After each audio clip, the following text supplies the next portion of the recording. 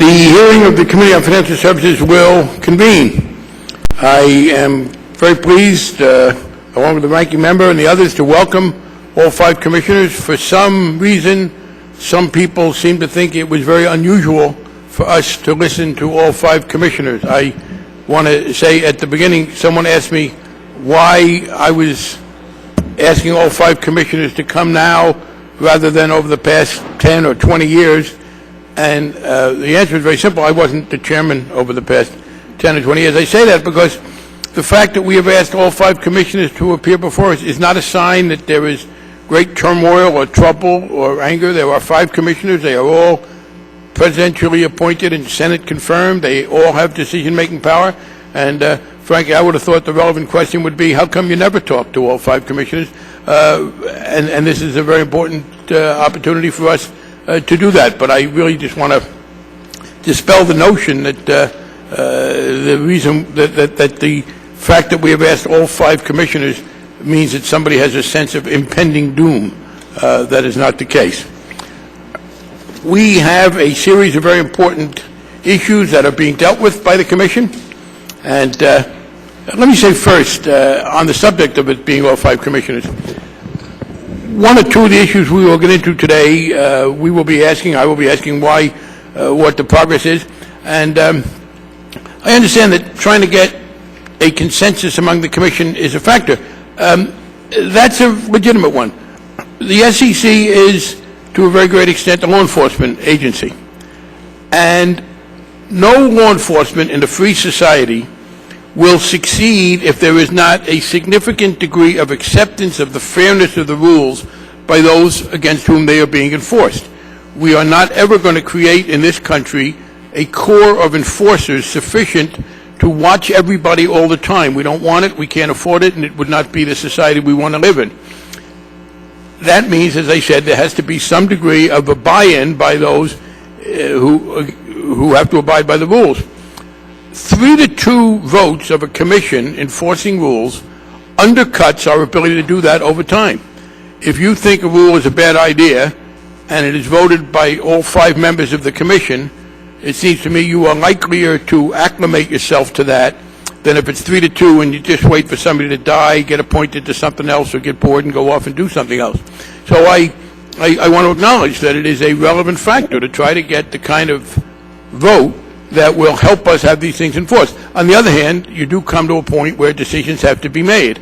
And I guess I would say if there were never any 3-2 decisions, I would think that there was a problem and that we were shying away from dealing with some tough issues.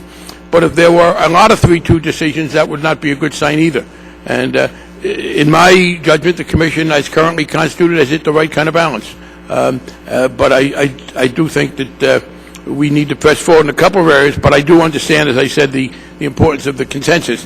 Secondly, I want to begin by talking about a couple of things for which I think the Commission deserves a great deal of credit and for which it has not gotten enough credit, not surprising in today's world. First is the revisions you have put forward, along with the PCAOB, in Sarbanes-Oxley.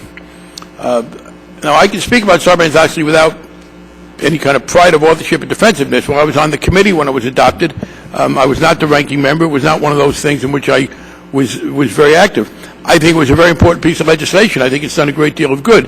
There is a problem in our society and in our controversies in which when we do something good, we tend to pocket the benefit, ignore it, and then focus on those things with which people aren't fully satisfied. I think anyone who compares the what's going on in the markets, the attitude towards investing today as to what we had during the height of the Enron and MCI situations will understand the importance of Sarbanes-Oxley. I was pleased recently to get a letter from the Chamber of Commerce saying that the quality and performance of boards of directors has significantly improved in substantial part because of Sarbanes-Oxley. Now, they sent that letter in the context of telling me we didn't have to do anything about executive compensation, but the fact is that they still gave full credit to Sarbanes-Oxley. There was one area where I think there was a consensus that we needed to make some changes. In implementing Section 404, it does appear that we went a little too far, those who did it. That's not surprising. This was a new enterprise, and people don't always get things perfectly the first time. I believe that the Commission, along with the PCAOB in a collaborative fashion, has responded appropriately. And I am struck by a number of people who still ask me, well, when are you going to make these changes in Sarbanes-Oxley, when in fact they are well underway? Now, there may be some who would like to go further. I do note that Secretary Paulson, when he testified before us last week, disagreed with the notion that legislative change was necessary. Secretary Paulson strongly asserted his view that he thought that what the Commission was doing now was appropriate, and in fact responded to the need, and I'd be interested in the Commission's view. Secondly, and the Commission statement does refer to one of the great issues we will be dealing with soon, which is the question of harmonization, cooperation internationally. We have had for all of our time securities regulation that was nationally based. Increasingly, we have securities transactions that are not nationally based, that are transnational.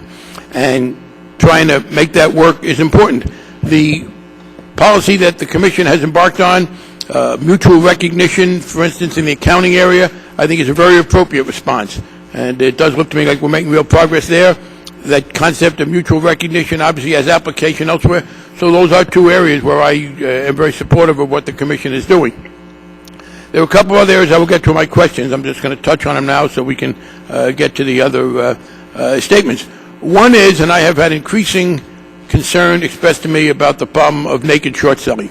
And some of our former colleagues who have been engaged in this work have talked to me about it.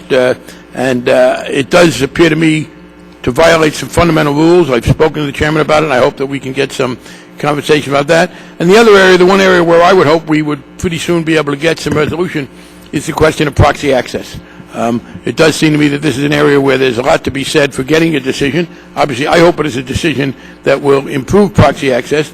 I continue to be bemused by the fear of shareholders that exists among some in the corporate world. I don't know what phobia that will be. I guess we should have a contest. What phobia is it when you are afraid of your own shareholders? But it does seem to me that fear is excessive, and I hope we can touch on that.